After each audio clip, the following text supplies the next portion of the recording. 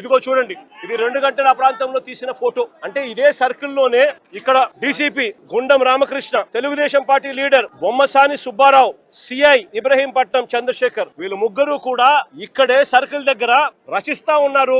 ఏ రకంగా హత్య చేయాలి, ఏ రకంగా ఇండ్లను కాల్ చేయాలి, ఏ రకంగా వాళ్ళ ప్రాపర్టీలు ధ్వంసం చేయాలి, హత్యా ప్రయత్నం ఎలా చేయాలి, పోలీసులు ఎలా సహకరించాలి అని చెప్పి ఏకంగా పోలీసులే తెలుగుదేశం పార్టీ కార్యకర్తలతో నాయకులతో ఈ మాదిరిగా కలిసి 2 గంటలకు ఆ ప్రాంతంలో జరిగిన ఘటన ఇది తీస్తా ఉన్నారు. ఇదే సుబ్బారావు, చంద్రబాబు నాయుడు గారు కొడుకు లోకేష్, ఫతావుల్లా. ఈ మనిషి ఏకంగా బాటిల్లు, యాసిడ్ బాటిల్లు, పెట్రోల్ బాటిల్లు ఎగరేసుకుంటూ వస్తా ఉన్న ఫోటోలు. ఈ మనిషి విజయవాడకు సంబంధించిన తెలుగుదేశం పార్టీకి సంబంధించిన నాయకుడు. ఈ మనిషి ఏకంగా నిప్పంటిచ్చాడు పోలీసుల సమక్షంలోనే. ఇదిగో ఫతావుల్లా విసిరేస్తా ఉన్న బాటిల్. హోమ్ మినిస్టర్ తో ఆశ, పోలీసులతోనే, పోలీసుల సమక్షంలోనే పోలీసులతో కలిసి వస్తా ఉన్న ఫోటోలు. పోలీసులతో కలిసి వీళ్ళు రావడము, వీడియో క్లిప్పింగ్ తో సహా. ఏసీపీకి కూడా ఫోన్ చేస్తే, లోకల్ సిఐకి కూడా చేస్తే కనీసం రెస్పాన్స్ కూడా లేదు.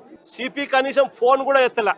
నేను అడుగుతా ఉన్నా, ఈ మాదిరిగా ఇక్కడే కాదు, అక్కడ అంబటి రాంబాబు అన్న విషయంలో కూడా అంతే. పోలీసుల సమక్షంలోనే 5 గంటల నుంచి రాత్రి 1:30 దాకా జరిగిన దహనకాండ ఇక్కడ కూడా అంతే. పోలీసుల సమక్షంలోనే పోలీసులే పాత్రదారులుగా, పోలీసులు కలిసి చేస్తా ఉన్న డ్రామాలో ఇదంతా కూడా జరుగుతా ఉంది. ఇవన్నీ కూడా ఆధారాలు ఎక్కడికి పోలా, ఇవన్నీ కూడా ఆధారాలు ఉన్నాయి. ఎన్హెచ్ఆర్సీ నుంచి సుప్రీంకోర్టు దాకా ప్రతి గడప కూడా తడతాం. రాష్ట్రంలో జరుగుతా ఉన్న జంగల్ రాజు గురించి ప్రతి ఒక్కరికి కూడా అర్థమయ్యేలా చెప్తాం. ఎక్కడైనా కూడా న్యాయం అనేది డిలే కావచ్చేమో కానీ చంద్రబాబు నాయుడు గారి ప్రభుత్వానికి పెట్టిన దినాలు మాత్రం ఖచ్చితంగా ముగిసాల్సిందే. ఇటువంటి అన్యాయమైన ఆఫీసర్లు ఎవరైతే ఉన్నారో, ఎవరైతే కాన్స్పిరసీలో భాగంగా వీళ్ళంతా పాత్రదారులుగా ఉన్నారో, ఈ పోలీస్ ఆఫీసర్లు, ఈ నాయకులు, వీళ్ళతో పాటు వచ్చిన ఈ గూండాగిరి చేసిన వీళ్ళందరినీ కూడా ప్రతి ఒక్కరిని కూడా బోన్లో నిలబెడతాము.